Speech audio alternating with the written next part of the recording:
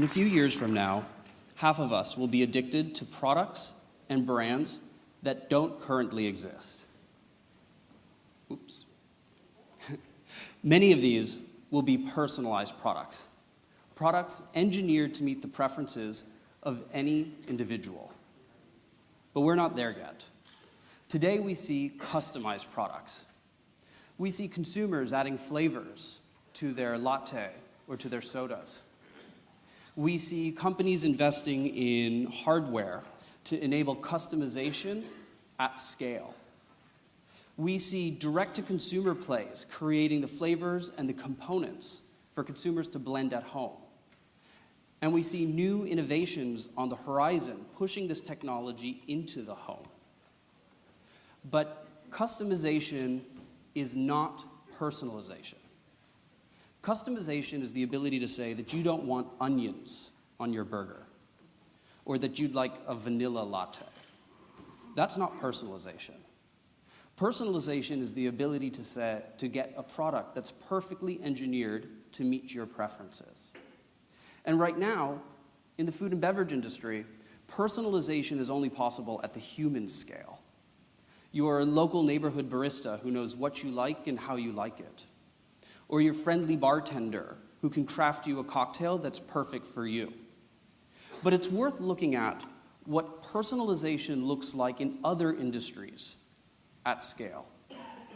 Today we see personalized advertising on Instagram, where the art and the imagery and even the call to action are personalized depending on who you follow and what you've liked.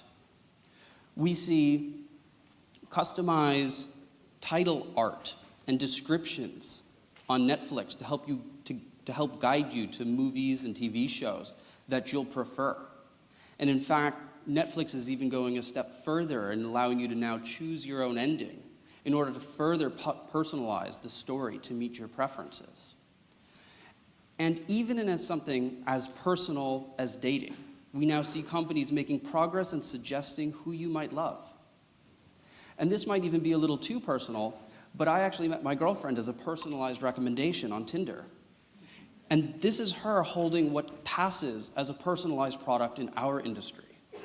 That's my face on a cookie. Yeah. She says she'll never eat me. But this is what passes as personalization in the food and beverage industry today. We see printed latte art and very handsome cookies. But this isn't personalization that optimizes the flavor, aroma, or texture of products to optimize for consumer preference. And so as an industry, we're faced with a few limitations. Limitations around hardware, around data, and around the ability to predict for consumer preference. But I posit that we have solutions to all of these problems today, and that personalized products are available and possible a lot sooner than many of us expect. The hardware exists. It just needs to be enabled to know your preferences.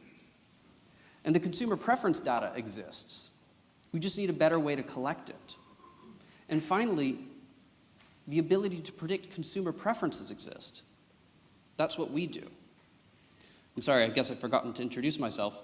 I'm Jason Cohen, the founder and CEO of Analytical Flavor Systems. We're the company behind Gastrograph AI, the first artificial intelligence platform that models human sensory perception to predict consumer preference.